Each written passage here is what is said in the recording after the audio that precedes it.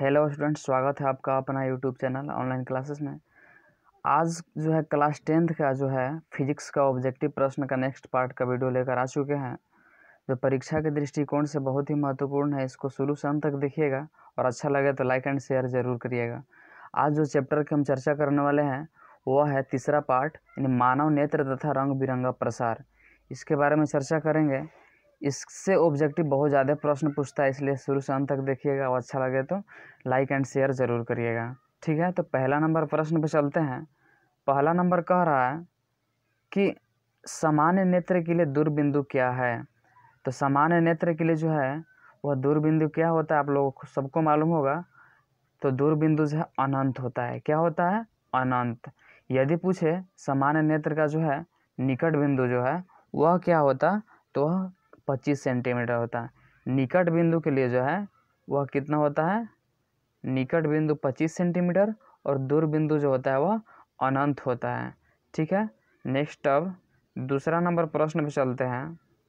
दूसरा नंबर कह रहा है कि अभिनेत्र लेंस की फोकस दूरी में परिवर्तन किया जाता है। अभिनेत्र लेंस की फोकस दूरी में परिवर्तन किया जाता है। कैसे परिवर्तन किया जाता है? तो इसका आंसर होगा, क्या आंसर होगा?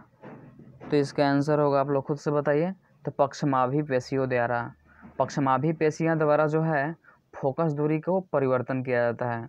नेत्र लेंस जो क्या करता है, वह फोकस दूरी को परिवर्तन करने के लिए पक्षमाभी पेशियाँ का इस्तेमाल करता है। ठीक है, इसका आंसर सी होगा। ठीक है, अब नेक्स्ट प्रश्न है तीसरा नंबर। तीसरा नंबर कह रहा है कि स्पेक्ट्रम में किस किरण का, मतलब किस रंग का जो है किरण का झुकाव अधिक होता है। तो किसका अधिक होता है?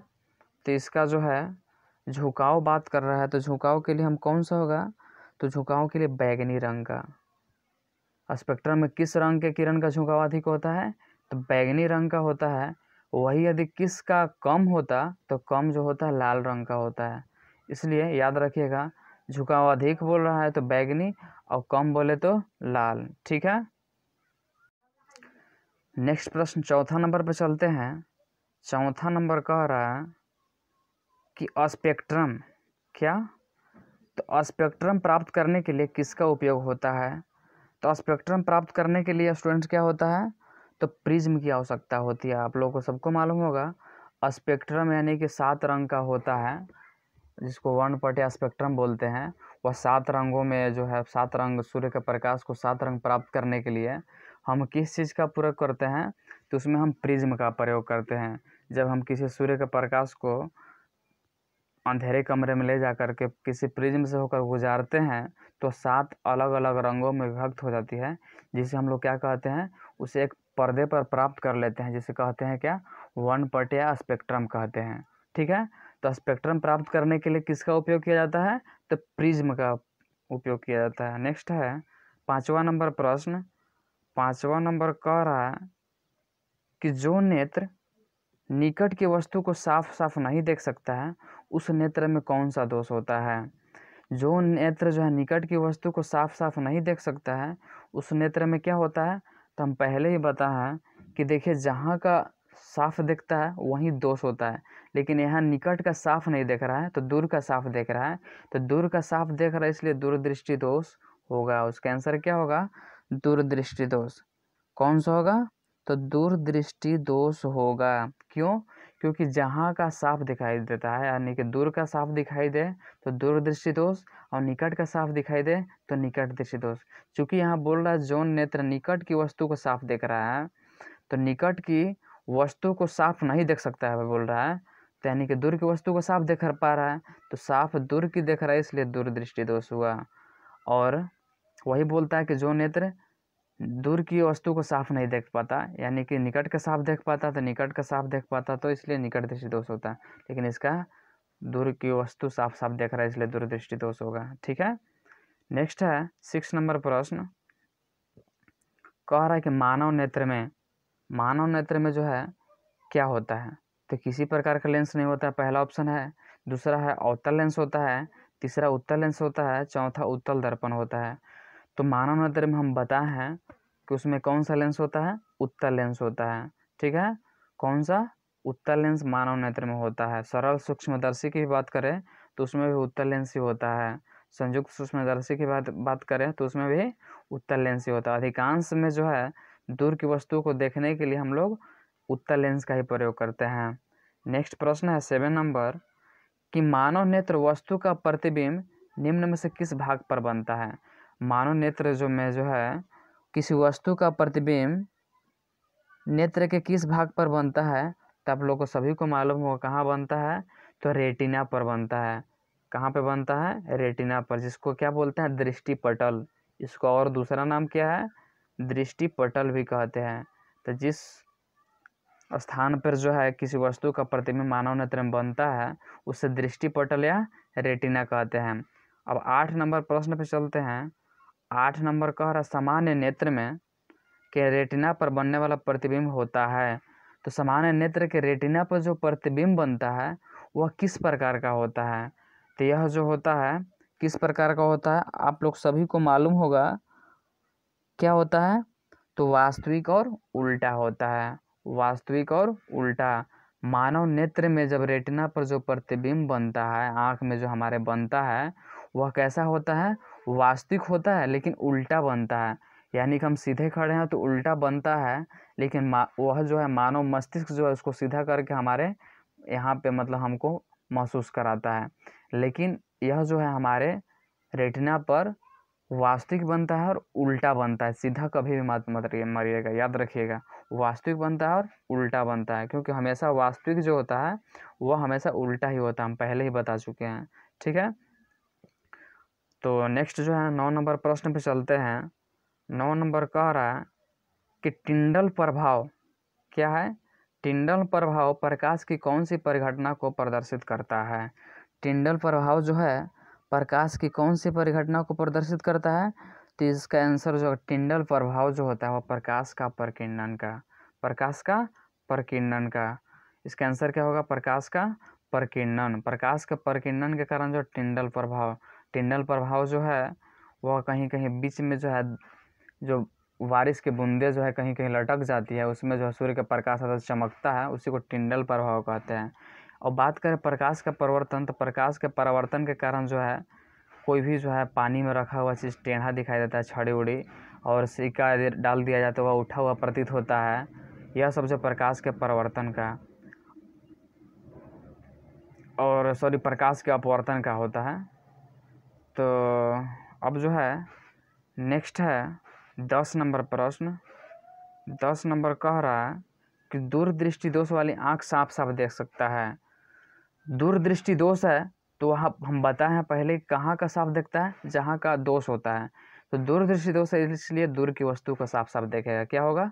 दूरदृष्टि दोष है, यानी कि जिसमें दोष होता है वहीं की वस्तु साफ साफ देख सकता है। तो चूंकि दूरदृष्टि में दोष है इसीलिए दूर की वस्तुओं को साफ साफ देख सकता है। इसमें परिभाषा उल्टा होता है, विपरीत होता है। नाम तो दूरदृष्टि दोष है तो इसके अनुसार दूर की वस्तु नहीं दिखाई देना चाहिए, लेकिन दूर की वस्तु दूरदृष्टि दोष में ही दिखाई देती है, और निकट दृष्टि दोष में ही निकट की वस्तु साफ साफ दिखाई देती है और दूर की वस्तु नहीं दिखाई देती है, याद रखिएगा। अब 11 नंबर प्रश्न पे चलते हैं। निकट दृष्टि दोष वाला व्यक्ति देख सकता है। हम अभी बताएं कि निकट वाला जो है, जो निकट में दोष लगा हुआ निकट की वस्तु को ही साफ साफ देख सकता है। इसका आंसर क्या होगा? डी होगा। ठीक है, अब नेक्स्ट है 13 नंबर प्रश्न। यह कह रहा है कि आँख व्यवहार करती है।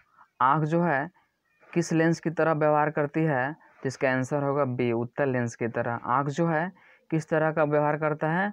तो उत्तल लेंस, क्योंकि आँख में उत्तल लेंस होता है इसलिए आँख जो है वह उत्तल लेंस की तरह व्यवहार करती है। नेक्स्ट जो है 14 नंबर प्रश्न है। सामान्य आँख के लिए स्पष्ट दर्शन की न्यूनतम दूरी क्या होती है? सामान्य आँख के लिए जो है स्पष्ट दर्शन की न्यूनतम दूरी क्या होती है? तो सामान्य आँख के लिए स्पष्ट साफ जो है देखने के लिए क्या होता है? तो न्यूनतम स्पष्ट आँख की न्यूनतम दूरी, न्यूनतम बोल दे तो न्यूनतम कितना होता है? 25 सेंटीमीटर। स्पष्ट आँख की न्यूनतम दूरी जो है कितना होती है? वह कम से कम जो 25 सेंटीमीटर होता है। वही अधिकतम बोले तो अधिकतम अनंत होता है। ठीक है, 15 नंबर बोल रहा है प्रश्न, किस दृष्टि दोष के निवारण के लिए अवतल लेंस का प्रयोग किया जाता है? तो किस दृष्टि दोष का मतलब जो है निवारण के लिए हम लोग अवतल लेंस का प्रयोग करते हैं। हम पहले वाले ही वीडियो में बता चुके हैं कि 2 का 3, 3 का 4, 2 का जो है अति करते हैं 3 के से, और 3 का जो है वह 4 से। 4 अक्षर का मेरा कौन है, तो अवतल। तो अवतल यानी कि अवतल यह 4 अक्षर का मेरा है, तो यह किसका है, 3 अक्षर वाला। 3 क्या होता है, निकट। कौन सा, निकट। और वही अगर बोलते हैं यहाँ पे बोलता है उत्तल, तो उत्तल क्या होता है, उत्तल। उत्तल लेंस में किसका प्रयोग करते हैं, तो दूर। देखिए 2 अक्षर है तो दूर, या 2 अक्षर का है तो 2 अक्षर के लिए 3 अक्षर वाला लेंस का प्रयोग करते हैं, और 3 अक्षर वाले जो है के लिए जो है 4 अक्षर वाले, यानी कि अवतल। ठीक है, आप लोगों को समझ में आ गया होगा। और स्टूडेंट्स यदि आप लोगों को अच्छा लग रहा होगा तो लाइक करें, शेयर करें एंड सब्सक्राइब करें। ठीक है, और अंत तक देखिएगा, बहुत इम्पोर्टेंट क्वेश्चन सब है, इसलिए इसको ध्यान से याद करिएगा और ध्यान से पढ़िए इसको। ठीक है, 16 नंबर का प्रश्न कह रहा है कि दूरदृष्टि दोष वाले मनुष्य के चश्मे में क्या होता है। तो हम ही अभी तुरंत हम बताए हैं कि दूर, दूर में कितना अक्षर है, 2, तो 2 का कितना होता है, 3, तो 3 अक्षर वाला कौन सा है, तो उत्तल, तो उत्तल लेंस होगा। ठीक है, अब समझ में आ गया है। 17 नंबर अब प्रश्न पे चलते हैं। 17 नंबर कह रहा है कि निकट दृष्टि दोष में किस लेंस का प्रयोग होता है। तो निकट, देखिए निकट कितने अक्षर का है, तो निकट जो है 3 अक्षर का है, तो 3 का कितना होता है, 4, तो 3 का 4, तो 4 वाले कौन सा है, तो अवतल, तो अवतल लेंस हो जाएगा। ठीक है, याद रखिएगा। अब 18 नंबर प्रश्न पे चलते हैं। 18 नंबर कह रहा है कि जरा दृष्टि दोष को दूर करने के काम में लाया गया लेंस होता है। जरा दृष्टि दोष को दूर करने में काम में लाया गया लेंस क्या होता है, तो जरा दृष्टि दोष के लिए, जरा दृष्टि दोष कब होता है, आप लोगों को मालूम होगा कि जरा दृष्टि दोष जो होता है वह कब होता है, तो वह बुढ़ापे में होता है। बुढ़ापे में जब व्यक्ति बूढ़ा हो जाता है तो उसे ना निकट की वस्तु साफ साफ दिखाई देती है, ना दूर की वस्तु साफ साफ दिखाई देती है, जिसके कारण उसको यह दोष हो जाता है, जिसे हम जरा दृष्टि दोष के नाम से जाना जाता है। जरा दृष्टि दोष का यदि परिभाषा पूछ दे तो वैसे दृष्टि दोष जिसमें किसी व्यक्ति को ना निकट की वस्तु साफ साफ दिखाई देता है और ना दूर ही की वस्तु साफ साफ दिखाई देता है, उसे क्या कहते हैं, जरा दृष्टि दोष कहते हैं।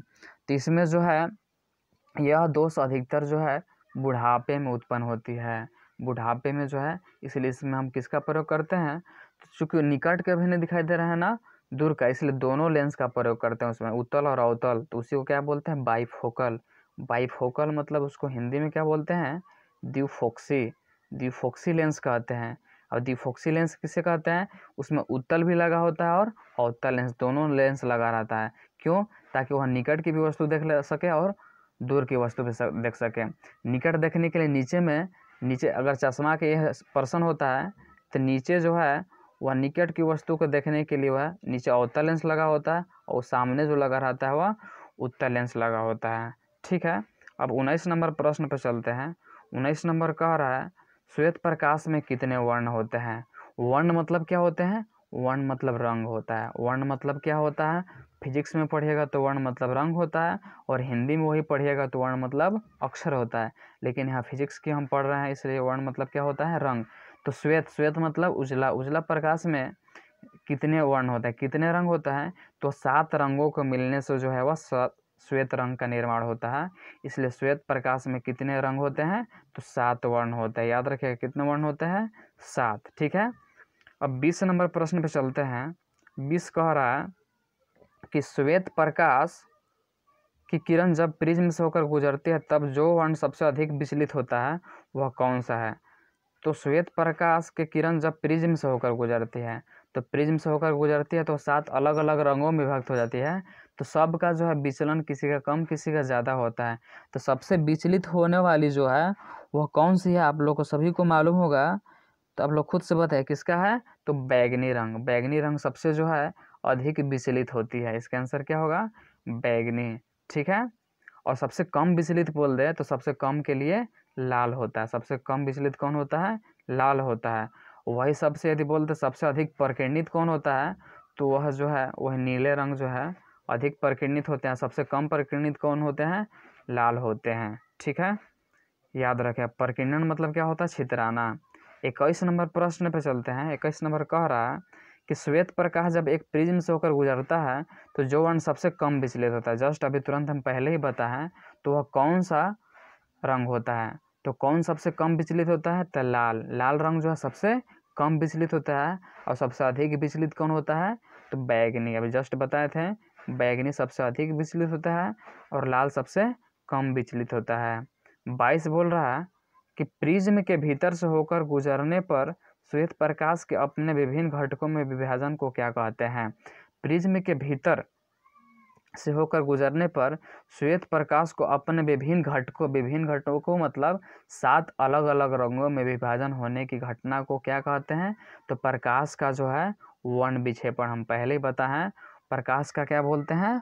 वर्ण विक्षेपण। प्रकाश का वर्ण विक्षेपण क्या है? तो जब सूर्य के प्रकाश क्या होता है? तो जब सूर्य के प्रकाश किसी प्रिज्म से होकर गुजारा जाता है तो वह विभिन्न घटकों यानी 7 अलग अलग रंगों में विभक्त हो जाती है, जिसे क्या कहते हैं हम? वर्ण विक्षेपण, यानी कि वर्णों का फैलना 7 अलग अलग रंगों में। ठीक है। अब नेक्स्ट है 23 नंबर, बोल रहा है कि प्रकाश के किस वर्ण के लिए तरंगदैर्घ्य अधिकतम होता है? तो किस रंग का तरंगदैर्घ्य सबसे अधिक होता है? तो आप लोग सभी को मालूम होगा कि लाल रंग का सबसे तरंगदैर्घ्य अधिक होता है। तरंगदैर्घ्य मतलब सबसे अधिक दूरी कौन तय करता है? तो लाल रंग। इसीलिए कहीं भी खतरा की निशानी के लिए हम लोग लाल रंग का ही प्रयोग करते हैं। रेलवे सिग्नल में भी जो है वह लाल रंग के जो खतरा के लिए प्रयोग करते हैं, क्योंकि वह बहुत दूरी से दिखाई देता है, क्योंकि वह जो है विचलित कम होता है, इसलिए याद रखिएगा। ठीक है। यह भी पूछ देता है कि रेलवे सिग्नल में लाल रंग का ही प्रयोग जो है क्यों करते हैं? तो लाल रंग का तरंगदैर्घ्य चूँकि क्या होता है? अधिकतम होता है, इसलिए उसी का प्रयोग करते हैं। कहीं भी खतरा के लिए हम लोग लाल रंग का ही प्रयोग इसलिए किया जाता है कि बहुत दूर से ही दिखाई देता है। और किसका तरंगदैर्घ्य सबसे कम होता है? तो वह जो है बैगनी का तरंगदैर्घ्य सबसे कम होता है। ठीक है। नेक्स्ट है 24 नंबर, प्रिज्म से निकलने के बाद बोल रहा है क्या? प्रिज्म से निकलने के बाद श्वेत किरणें क्यों 7 रंगों में विभक्त हो जाती है? क्यों 7 रंगों में विभक्त हो जाती है? आप लोग को मालूम होगा क्या इसका आंसर होना चाहिए? तो देखिए, प्रिज्म से निकलने के बाद श्वेत किरणें क्यों 7 रंगों में विभक्त हो जाती है? पहला ऑप्शन है प्रिज्म का वह अपना गुण है। प्रिज्म का कोई गुण नहीं है, ऐसा जरूरी नहीं है कि हमारा प्रिज्म से 7 रंग निकल रहा है, नहीं। दूसरा बोल रहा है कि प्रिज्म के कारण प्रकाश रंगीन हो जाता है, तो प्रिज्म के कारण कोई उसमें ऐसी कोई यंत्र नहीं लगा रहता है प्रिज्म में ताकि वह रंगीन हो जाए। तीसरा ऑप्शन है सूर्य का श्वेत जो है प्रकाश 7 रंगों का मिश्रण होता है। हाँ, तो ये करेक्ट है कि सूर्य का जो है श्वेत प्रकाश जो है वह 7 रंगों का मिश्रण होता है। सूर्य का प्रकाश जो होता है वह उसमें कितने रंग होते हैं टोटल? तो सूर्य के प्रकाश में 7 रंग होते हैं, और उसी को जब हम प्रिज्म से गुजारते हैं तो प्रिज्म क्या करता है? सबको सिर्फ अलग कर देता है, उसमें कोई यंत्र नहीं लगा रहता है, सिर्फ वह 7 रंग का मिश्रण श्वेत रंग होता है सूर्य का प्रकाश। इसलिए वह जब प्रिज्म से गुजरता है तो वह 7 अलग अलग रंगों में विभक्त हो जाता है। इसलिए इसका करेक्ट आंसर क्या होगा? तो सूर्य का श्वेत प्रकाश 7 रंगों का क्या होता है? मिश्रण होता है। ठीक है। 25वां नंबर प्रश्न कह रहा है कि कांच के, यहाँ प्रिज्म है, गलती से यहाँ पे फिल्म लिख दिया है, प्रिज्म, कांच के प्रिज्म से गुजरने वाले विभिन्न वर्ण की किरणों का विचरण भिन्न भिन्न होता है। तो जो है यह भिन्न भिन्न क्यों होता है? इसका आंसर होगा क्या होगा? आप लोग खुद से देखिए। तो पहला ऑप्शन उनका अपवर्तनांक भिन्न भिन्न होता है। दूसरा बोल रहा है कि प्रिज्म की 2 सतहों से किरण का विचलन होता है।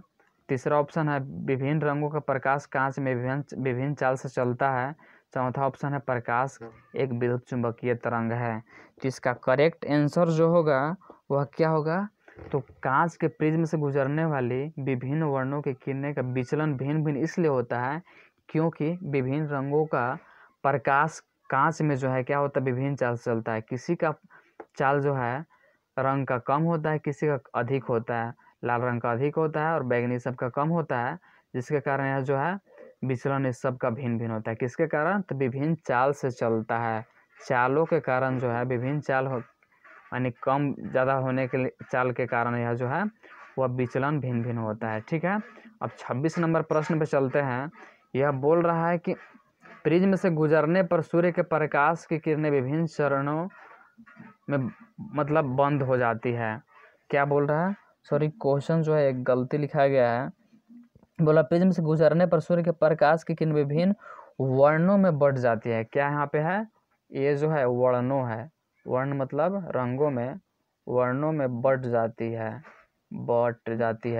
वर्णों में बट जाती है। क्योंकि प्रिज्म से गुजरने पर सूर्य के प्रकाश की किरणें विभिन्न वर्णों में क्यों बट जाती है, इसका हम जस्ट कुछ देर पहले बताए थे।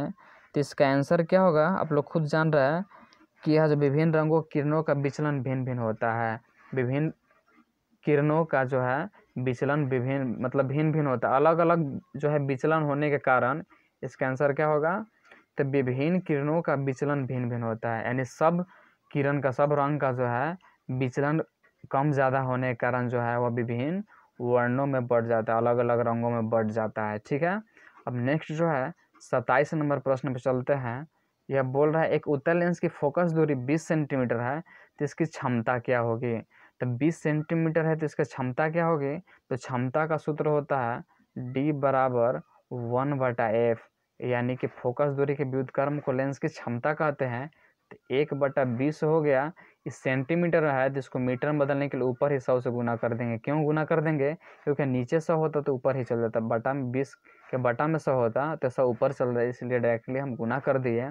तो 20 से 100 में गुना करेंगे तो क्या होगा, फिर कटाएंगे तो कितना बार में कटेगा, 5 बार में। तो चूंकि यह उत्तल लेंस है इसे +5 डायोप्टर होगा, इसका आंसर क्या होगा, +5 डायोप्टर। ठीक है, इसका क्या आंसर होगा, 5 डायोप्टर जो होगा। ठीक है, अब 28 नंबर प्रश्न पे चलते हैं। यह कह रहा है पुतली के साइज को नियंत्रित कौन करता है, पुतली के साइज को नियंत्रित कौन करता है, तो इसका आंसर होगा क्या, पक्षमाभी पेशिया। पक्षमाभी पेशिया जो है क्या करता है, वह पुतली के साइज को नियंत्रित करता है।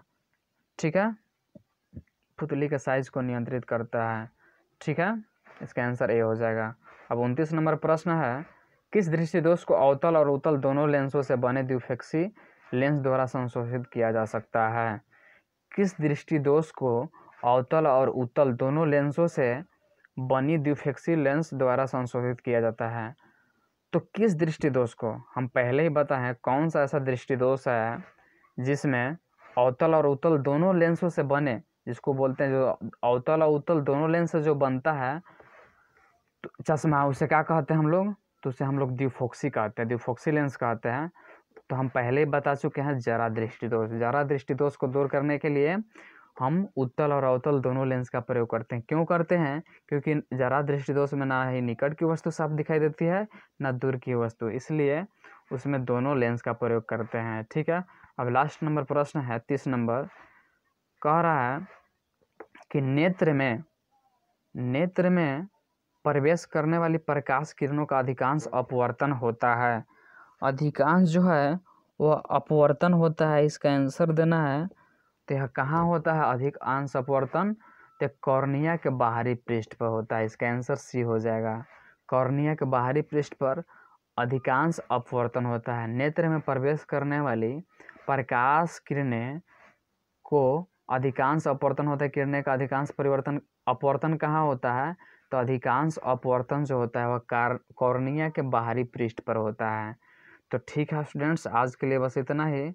अब जो नेक्स्ट जो है इसका ही पार्ट लेकर आऊँगा ऑब्जेक्टिव का, तो यदि इसके पहले वाले आप लोग नहीं देखे होंगे तो हमारा जो है डिस्क्रिप्शन लिस्ट में इसका लिंक दिया गया है, पार्ट 1 एंड पार्ट 2 का, ये पार्ट 3 था, तो उसको जा कर के देख लीजिएगा और अच्छा लगे तो लाइक करें और शेयर करें अपने दोस्तों के पास जो 10th क्लास में अभी हैं, उसे शेयर करें ताकि अधिक से अधिक फ़ायदा हो सके।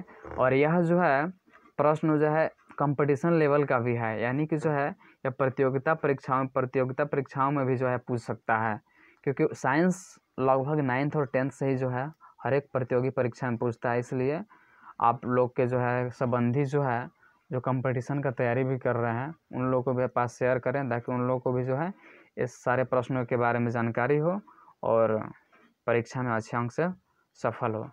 ठीक है, धन्यवाद।